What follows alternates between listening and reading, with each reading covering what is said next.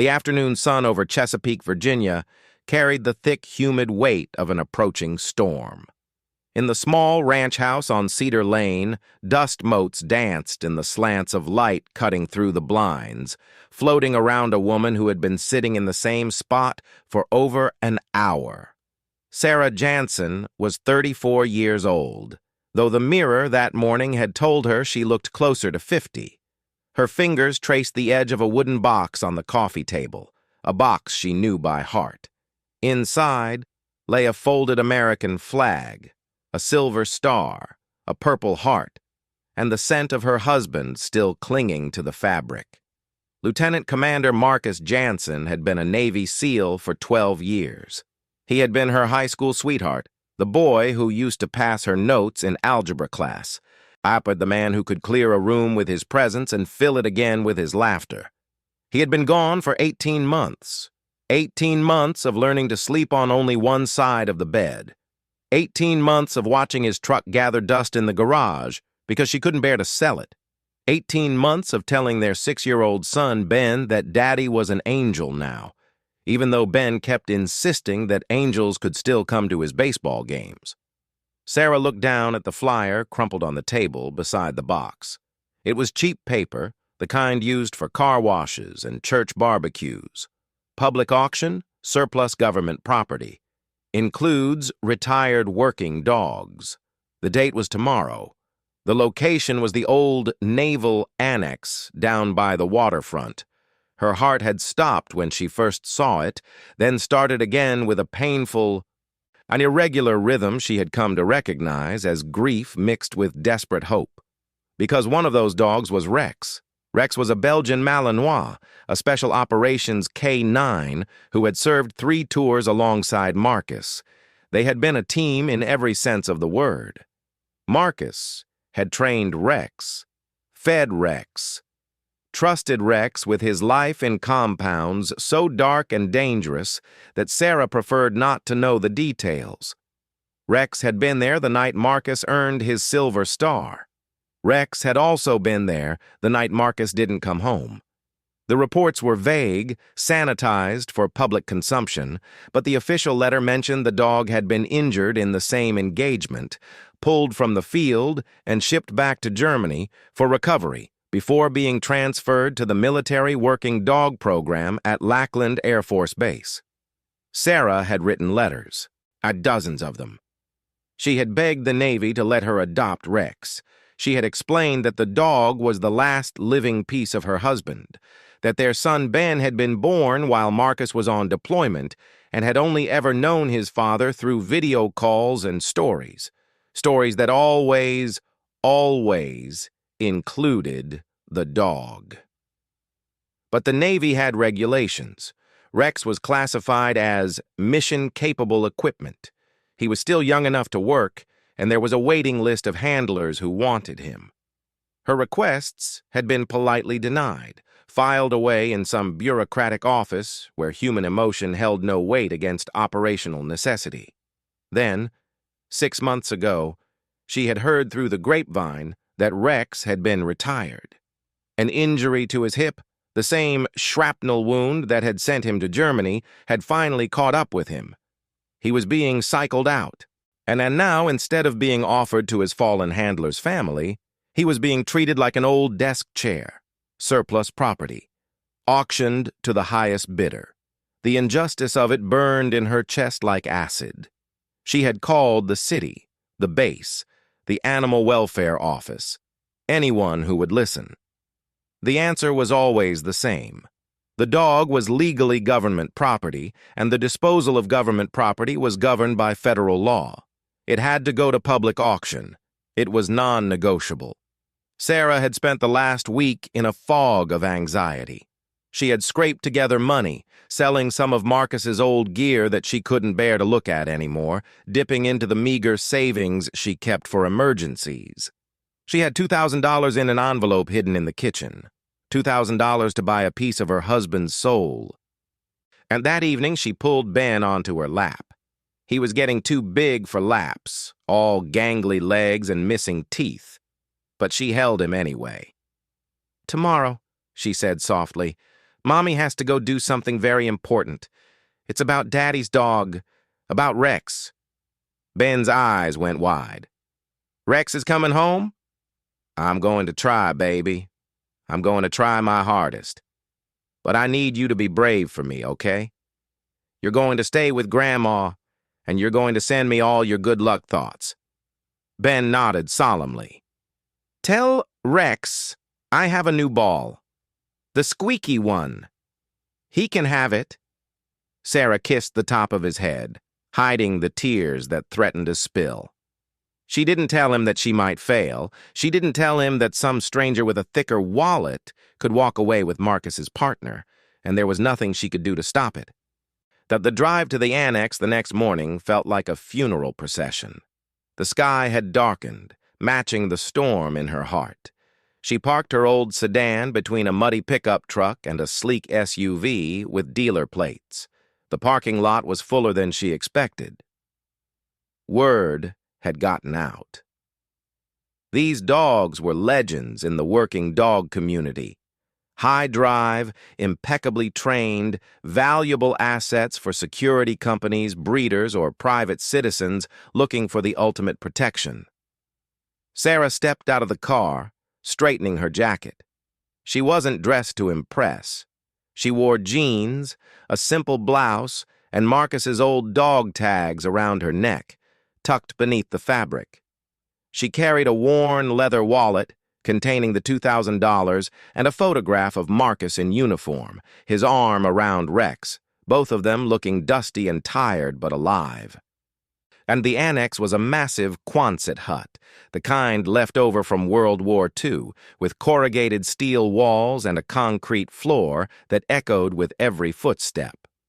Folding chairs had been set up in rows, facing a low platform that served as an auction stage. Along the side wall, she saw them, the dogs. They were in heavy-duty kennels, each one marked with a lot number. Some were German shepherds, a couple were labs, but her eyes went straight to the end of the row. Rex. He was thinner than she remembered, his brindle coat showing gray around the muzzle that hadn't been there before.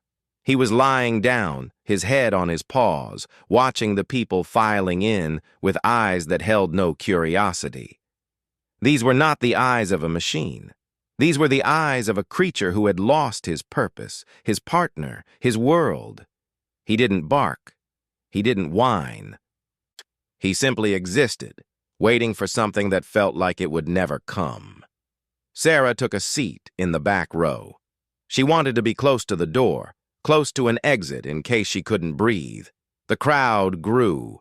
She counted at least 40 people. Men in cowboy hats who looked like they trained dogs for a living.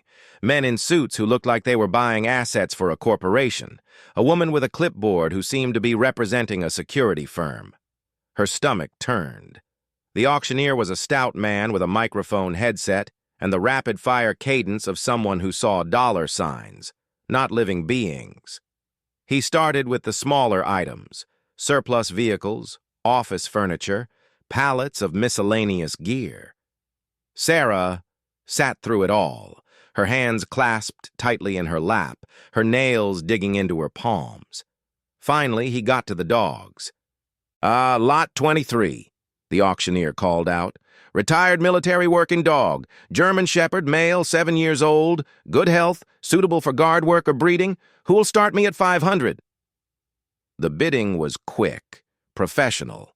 The dog went for $1,200 to a man who never even looked at it, just nodded once and went back to his phone. Lot 24, Lot 25. Each sale felt like a small death. Then it was time. Lot 26, the auctioneer announced. Belgian Malinois. Male, 9 years old. Retired Special Operations K9. Prior injuries, suitable for experienced handler only. Who'll give me 1,000? Sarah's heart slammed against her ribs. A hand went up near the front. A man in a tactical vest. Another hand from the woman with the clipboard. The bidding climbed. 1,200. 14. 16. Sarah raised her hand, her voice catching in her throat. 17. Heads turned. She was a woman alone, no entourage, no obvious credentials. The man in the tactical vest sneered slightly, then raised his hand again. 18. 19, Sarah said, her voice stronger now. The woman with the clipboard dropped out. It was just Sarah and the man. 2,000, the man said flatly. Sarah's world collapsed. 2,000 was her limit. She had nothing more.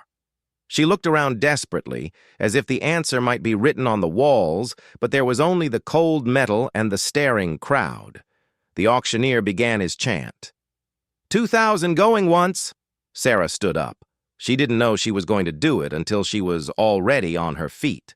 Her legs carried her forward, past the rows of chairs, past the surprised faces, on until she was standing in front of Rex's kennel.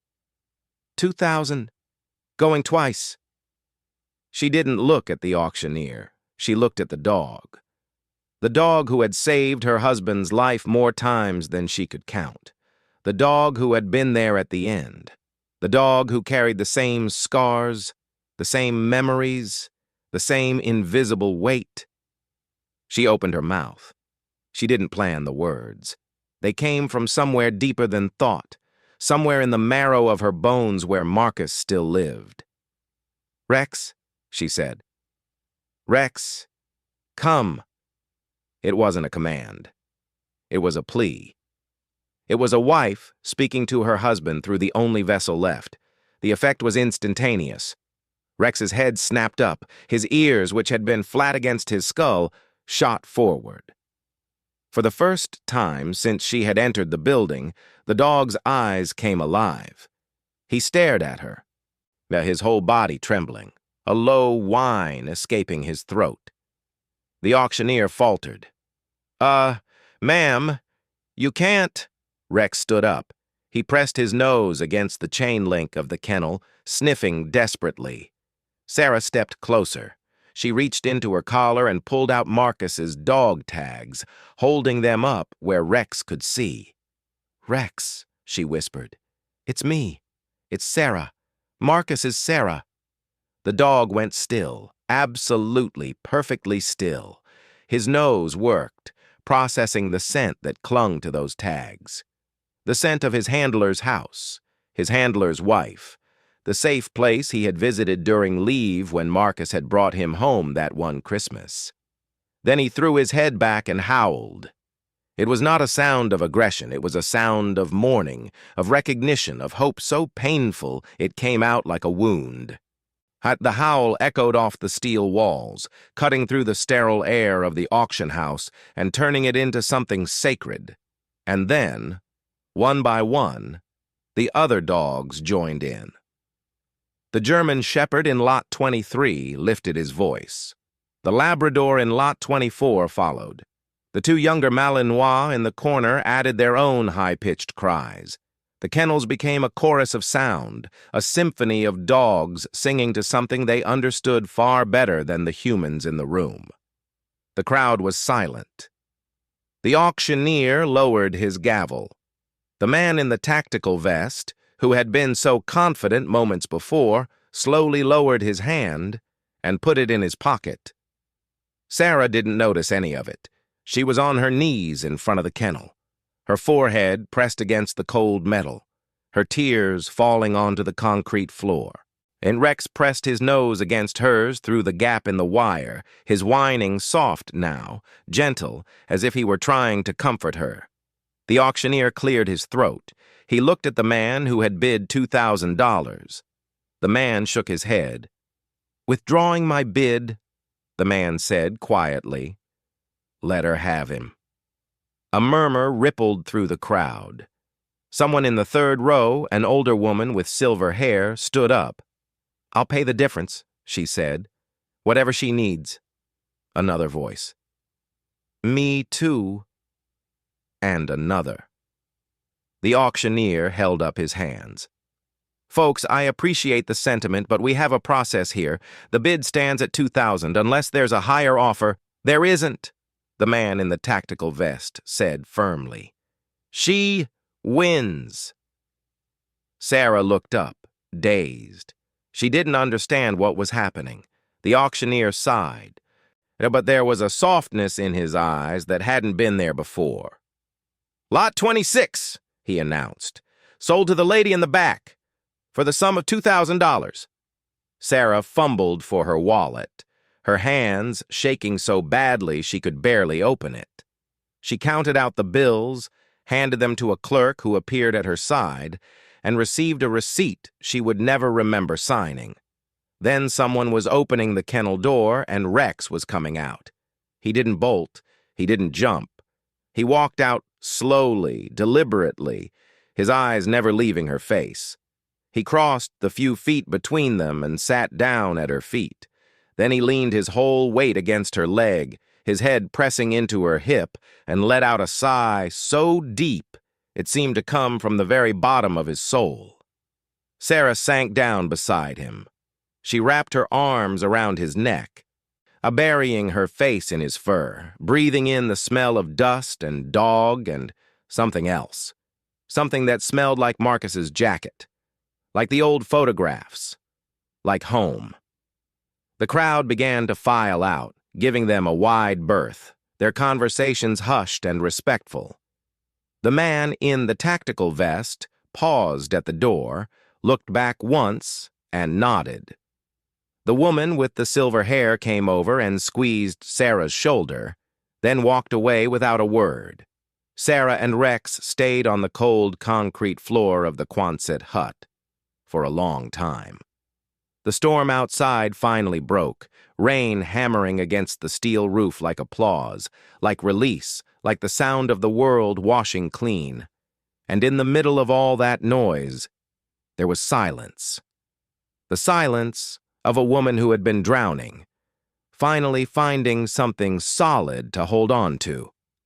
Finally, Sarah stood up. Rex stood with her, never more than an inch from her side. She picked up the leash the clerk had given her, but she didn't need it. Rex wasn't going anywhere. They walked out of the annex together, into the rain. Sarah didn't have an umbrella, and she didn't care. The water, soaked through her blouse, ran in rivers down her face, mixing with tears that wouldn't stop. She opened the back door of her sedan, and Rex jumped in as if he had been doing it his whole life. He circled once, twice, then settled on the seat, his head resting on the center console where he could watch her drive. Sarah got behind the wheel. She looked in the rearview mirror. Rex's eyes met hers. "Let's go home," she said. The drive back to Cedar Lane was the shortest long drive of her life. Every red light felt like an eternity.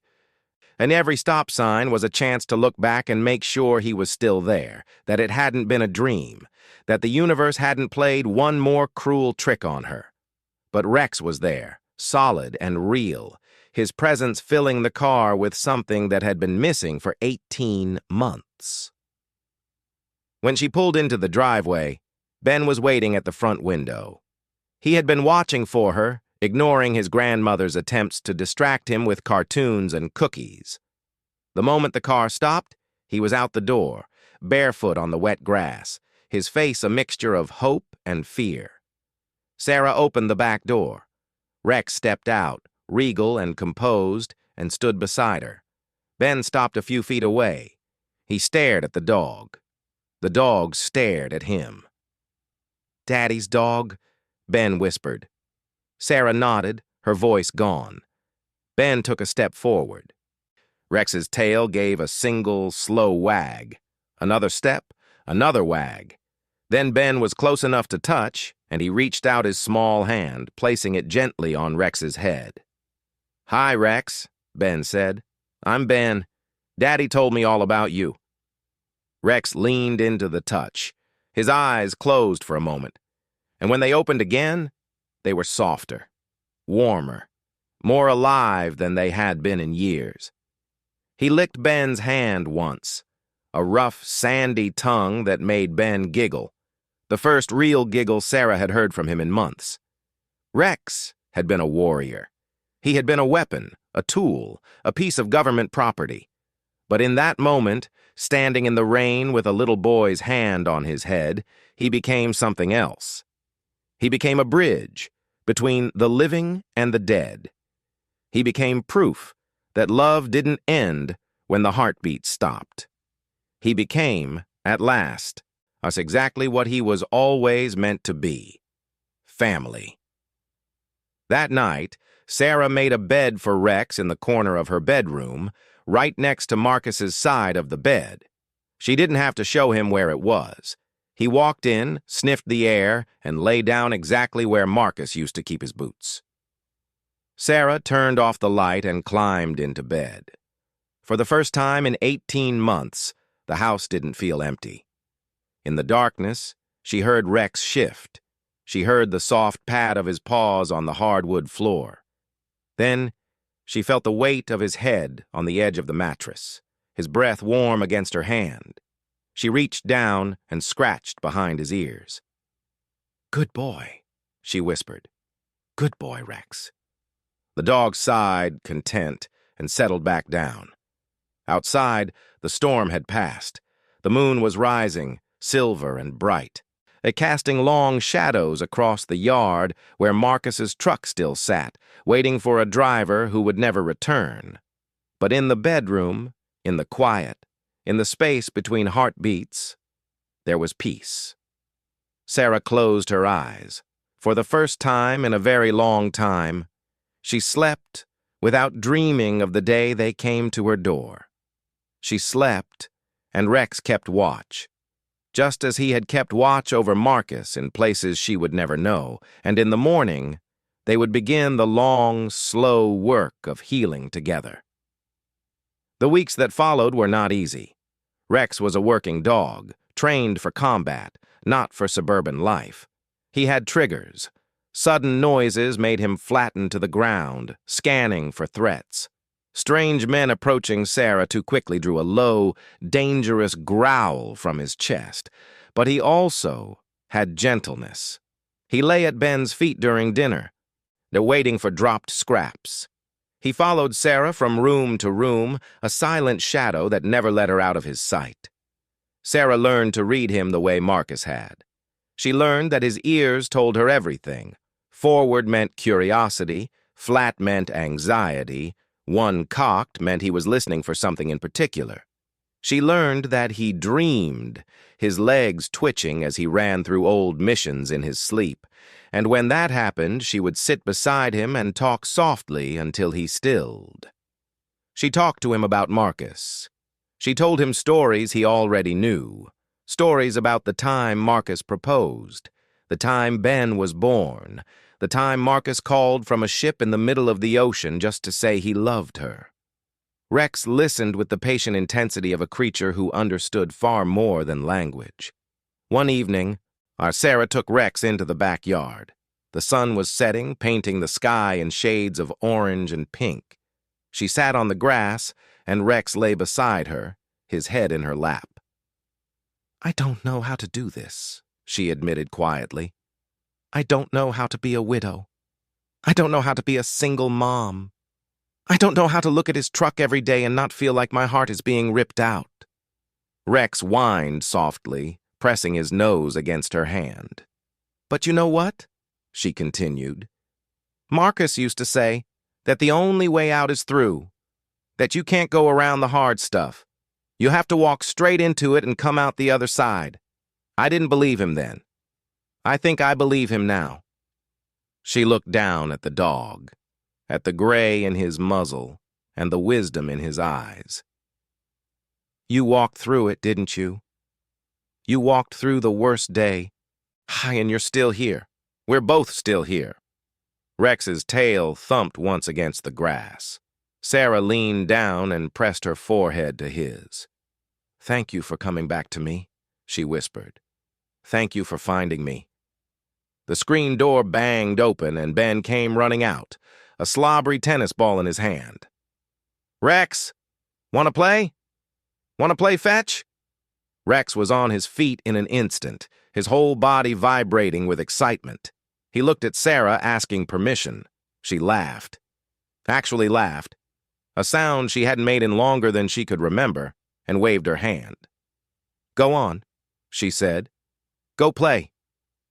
Rex took off across the grass, Ben running beside him, the ball forgotten as they simply ran for the joy of running.